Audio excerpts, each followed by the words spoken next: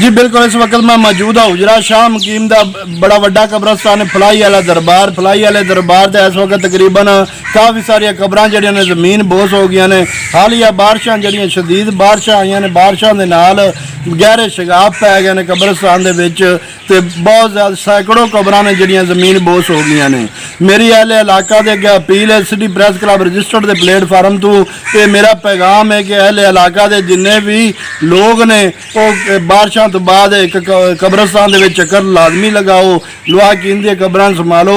ये आखिरी आरामगाह है, वो जगह जिथे आप सारे आमना है। इस वक्त तकरीबन काफ़ी सारिया कब्रां ने जमीन बोस होई पई ने। काफ़ी सारे लुआकीन ने जिहड़े कब्रस्तान दे विच आके कब्रां नूं संभालदे पए ने, उहदे ते मिट्टी पाउंदे पए ने ते बहुत सारिया ऐसिया कब्रां ने जिन्हां दे हाले कोई वारिस नहीं पहुँचे।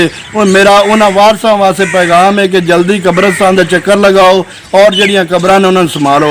इत्थे वो लुआकीन, इत्थे वो साडे प्यारे भैन ने जिन्हां तो बगैर साडा जट नहीं गुजरदा सी, जिन्हां साडे वास्ते आपदियां जिंदगियां कुर्बान कर दित्तियां, जिन्हां ने आपदी दुनिया बुला के सानू प्यार किया, लेकिन वो जो साडियां नज़रां तो उजल हो गए ने, वो कब्रस्तान विच मदफन हो गए ने, असीं उन्हें भुल गए हाँ। ये गल वाकई हकीकत ते अजकल कोई जिंदियां की खबर नहीं रखता, मरियां की खबर किन्ने लैनी है। लेकिन मैं ये पैगाम देवांगा कि मरियां दे ख्याल करो, असीं भी कल नूं कब्रस्तान दे विच आउणा है, मौत बाहर आके और ये लाजमी आनी है, इहदे कोई शक नहीं। ये एक ऐसा सच जिहड़ा कभी झूठ नहीं हो सकता।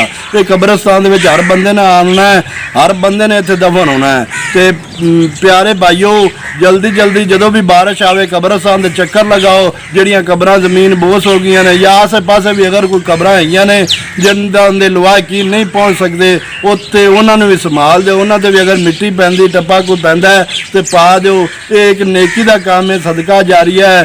तुसी अज किसी दे नाल भला करो तो कल नूं कोई तुहाडे नाल भी भला करेगा। तो आपां सारे ही मरना है, इस गल नूं ज़हन में रखो। दुनिया दे जिहड़ा मेला है इहदे विच मस्त ना हो जाओ।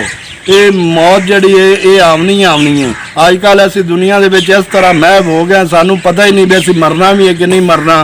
इस तरह वेखो अल्लाह पाक की नाराज़गी होई खली, असीं अल्लाह की नाराज़गी कहांदे कि बेमौसमियां बारिशां आंदियां पियां ने। अल्लाह पाक जो नाराज़ होंदा है उदों बेमौसमियां बारिशां आंदियां ने, उदों ये अल्लाह पाक दी नाराज़गी दी निशानियां ने। अल्लाह तो माफ़ी मंगो, अल्लाह पाक सानू बचावे। लाइए वाला दरबार और इर्द गिर्द के जेड़े भी कब्रस्तान ने उन्हां सारियां दे जेड़े ना चक्कर लगा के ते उत्थे जिहड़ियां कब्रां दे विच नुकसानात होए पए ने उन्हां नूं संभालो। ये तुहाडे प्यारे ने। तो ये programme city press club registered की तरफों पेश किया गया। मिलांगे किसी नवे प्रोग्राम नाल, तब तक वास्ते अल्लाह हाफ़िज़। पाकिस्तान।